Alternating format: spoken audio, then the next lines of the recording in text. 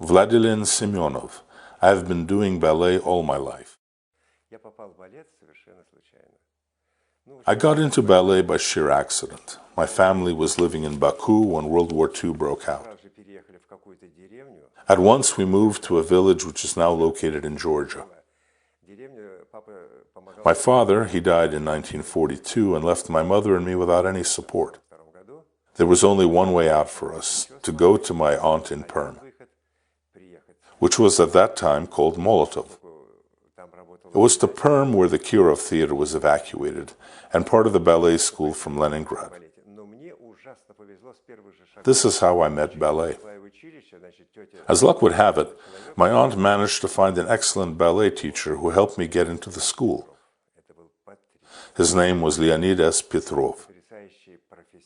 I was so happy. Leonid Petrov trained me well. Still, it was terribly hard. At times, I was nearly in tears at class. He would show us so many movements at once, 8 in each direction. Owing to him, I had a good foundation for further studies of classical dance. Not all of the school's classes were based in Perm. The lower school was quartered in Lower Kuria.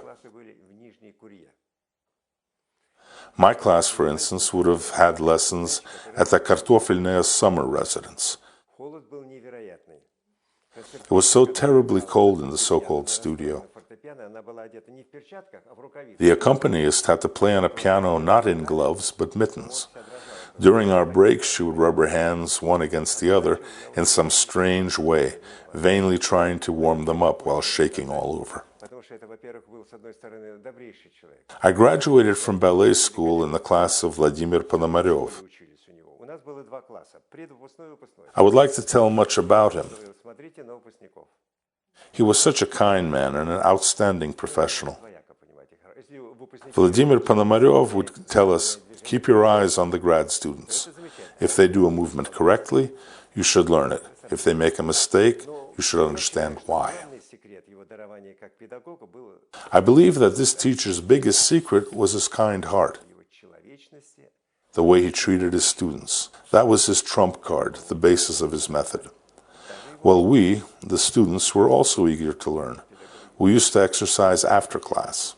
At 5:30 in the afternoon, when our classes were over and we still had some time before rehearsal, we would keep on jumping and turning.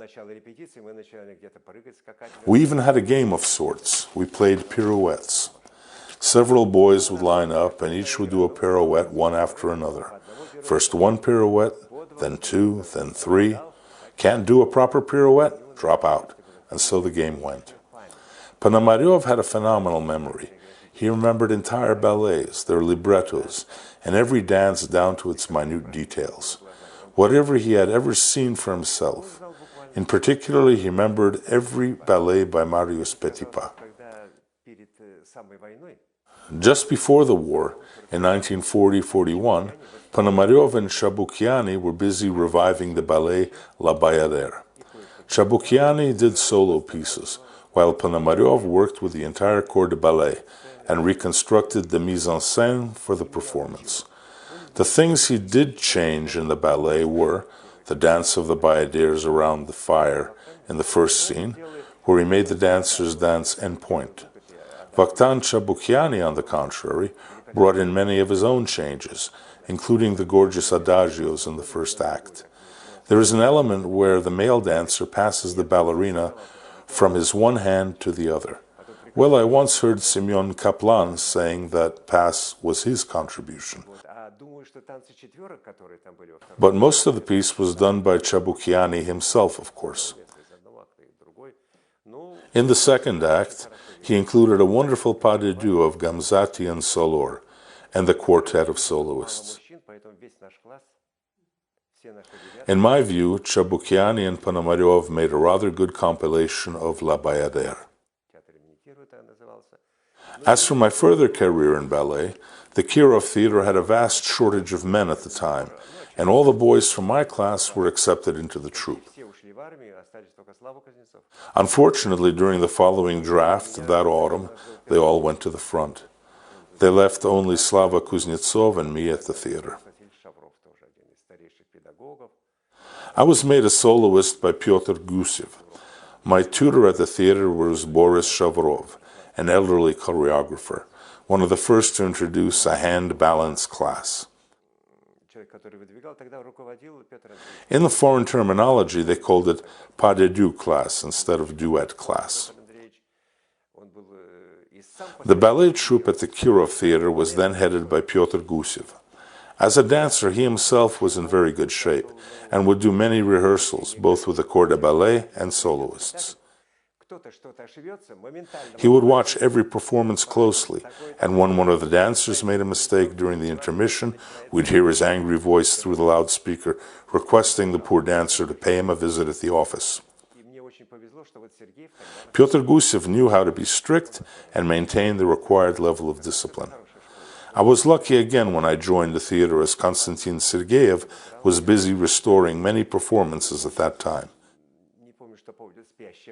For instance, in his restoration of Swan Lake, I performed all the possible parts from the corps de ballet to Siegfried. Then Sergeev restored the Sleeping Beauty and Raymonda. All that work was being done before my eyes, and which proved to be an excellent school for me, for all of us. I danced in every one of his productions. Sometimes when I was working on a part, I would come to Sergeev for help, and he would always say, "Sure, where are you rehearsing? Show me."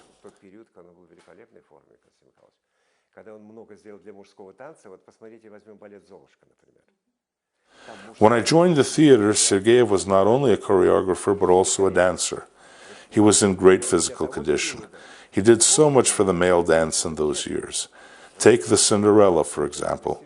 The male variations, entrances, codas by Sergeev are gorgeous. They were the best any male dance knew then. Excellent achievements. Even today, they have not lost their artistic value. As to who were my partners, I must have danced with every ballerina at the theater. For instance, I danced with Natalia Dudinskaya in The Sleeping Beauty and Swan Lake. We used to go on tour together. I also danced with Tatiana Vecheslova in Tao Ho's Dream, The Red Poppy, staged by Ponomarev.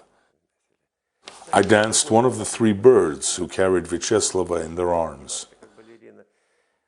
Later on, I danced with a younger generation of female dancers.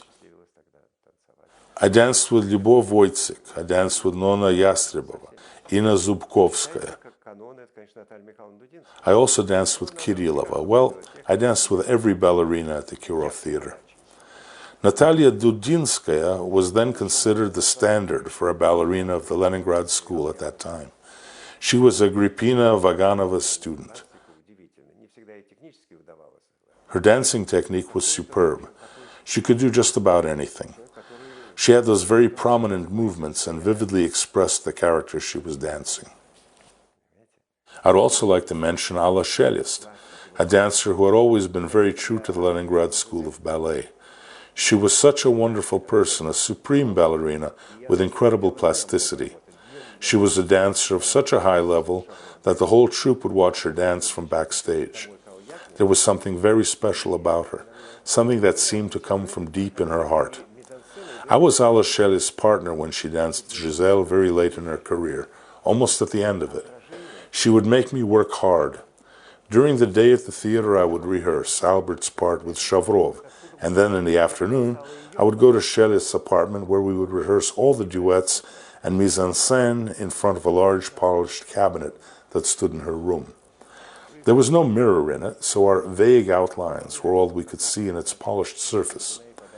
That cabinet could be the answer to Alla Shelest's unique plasticity and expressive posture.